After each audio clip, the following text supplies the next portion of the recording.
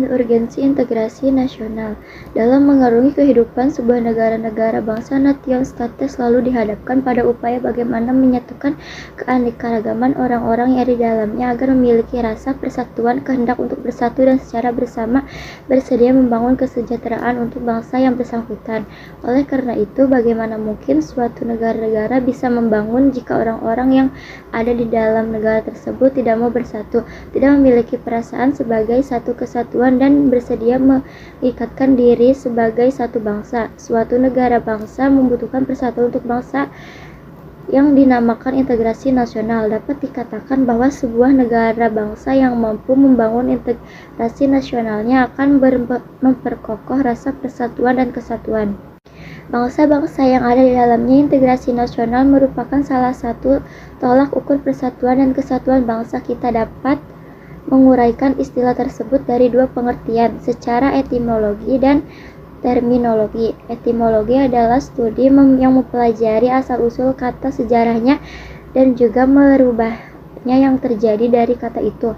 Menurut Suroyo 2002, integrasi nasional mencerminkan proses persatuan orang-orang dan berbagai wilayah yang berada atau memiliki berbagai perbedaan baik etnisitas, sosial budaya, atau latar belakang ekonomi menjadi satu bangsa nation, terutama karena pengalaman sejarah dan politik yang relatif sama. Integrasi nasional sangat penting dalam pembentukan negara bangsa karena pemerintah yang sah dan didukung rakyat dapat mengarahkan masyarakat untuk bersatu dan bekerja sama. Pemerintahan kolonial Belanda tidak membangun kesetiaan nasional di Indonesia, sehingga setelah kemerdekaan diperlukan upaya untuk menumbuhkan identitas nasional. Negara baru menghadapi tantangan integrasi karena keberagaman etnis yang memiliki ikatan primordial.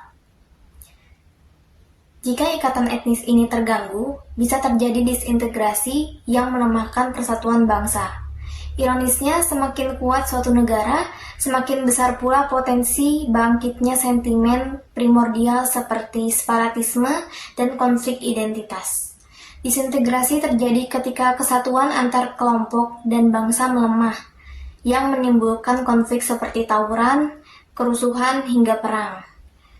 Oleh karena itu, integrasi nasional diperlukan untuk membangun kesetiaan terhadap identitas nasional seperti bahasa, simbol negara, dan ideologi bersama. Sumber histori sosiologi politik.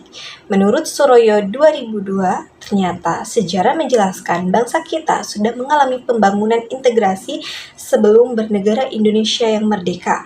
Menurutnya, ada 3 model integrasi dalam sejarah perkembangan integrasi di Indonesia, yakni yang pertama adalah model integrasi Imperium Majapahit, yang kedua model integrasi kolonial, dan yang ketiga model integrasi nasional Indonesia. Dalam sejarah, penumbuhan kesadaran berbangsa tersebut dilalui dengan tahapan-tahapan sebagai berikut. Yang pertama itu ada masa perintis. Nah, masa ini ditandai dengan munculnya pergerakan Budi Utomo pada tanggal 20 Mei 1908. Kelahiran Budi Utomo diperingati sebagai Hari Kebangkitan Nasional. Dan yang kedua itu ada masa penegas, ditandai dengan peristiwa Sumpah Pemuda pada tanggal 28 Oktober 1928. Dengan Sumpah Pemuda, masyarakat Indonesia yang beraneka ragam tersebut menyatakan diri sebagai satu bangsa yang memiliki satu tanah air, satu bangsa dan bahasa persatuan, yaitu bahasa Indonesia. Yang ketiga ada masa percobaan. Bangsa Indonesia melalui organisasi pergerakan mencoba meminta kemerdekaan dari Belanda. Namun, perjuangan menuntut Indonesia merdeka tersebut tidak berhasil. Dan yang terakhir adalah masa pendobrak. Pada masa tersebut, semangat dan gerakan kebangsaan Indonesia telah berhasil mendobrak belenggu penjajahan dan menghasilkan kemerdekaan.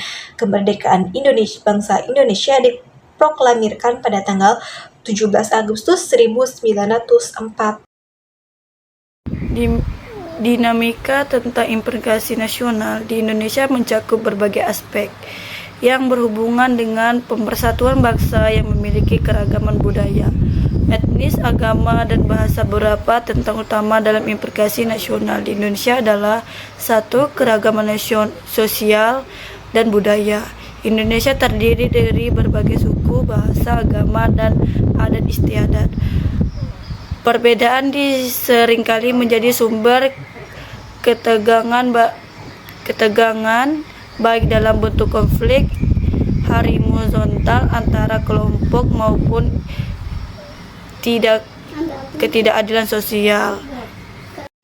Ketimpangan pembangunan antara daerah yang lebih maju dan daerah yang tertinggal ciptaannya. Ketidakpuasan di kalangan masyarakat. Hal ini dapat memunculkan perasaan tidak terintegrasinya wilayah tertentu dengan pusat pemerintah dan mengambil keputusan. Isu konflik dan separatisme. Beberapa daerah seperti Aceh dan Papua pernah mengalami gerakan separatis yang ingin memisahkan diri dari Indonesia. Perbedaan pandangan politik baik yang terkait dengan otonomi daerah maupun keinginan untuk merdeka menjadi salah satu tantangan utama dalam menjaga persatuan. Integrasi nasional. Masyarakat yang terintegrasi dengan baik merupakan harapan bagi setiap negara, sebab integrasi masyarakat merupakan kondisi yang sangat diperlukan bagi negara untuk membangun kejayaan nasional demi mencapai tujuan yang diharapkan. Ketika masyarakat suatu negara senantiasa diwarnai oleh pertentangan atau konflik, maka akan banyak kerugian yang diderita, baik kerugian berupa fisik, material, seperti kerusakan sarana dan prasarana yang sangat dibutuhkan oleh masyarakat, maupun kerugian mental, spiritual, seperti perasaan kekhawatiran, cemas, ketakutan, bahkan juga tekanan mental yang berkepanjangan. Persamaan kepentingan, kebutuhan untuk bekerja sama, serta konsensus tentang nilai-nilai tertentu dalam masyarakat merupakan potensi yang mengintegrasikan. Sebaliknya, perbedaan-perbedaan yang ada dalam masyarakat seperti perbedaan suku, perbedaan agama, perbedaan budaya, dan perbedaan kepentingan menyimpan potensi konflik. Terlebih apabila perbedaan-perbedaan itu tidak dikelola dan disikapi dengan cara dan sikap yang tepat.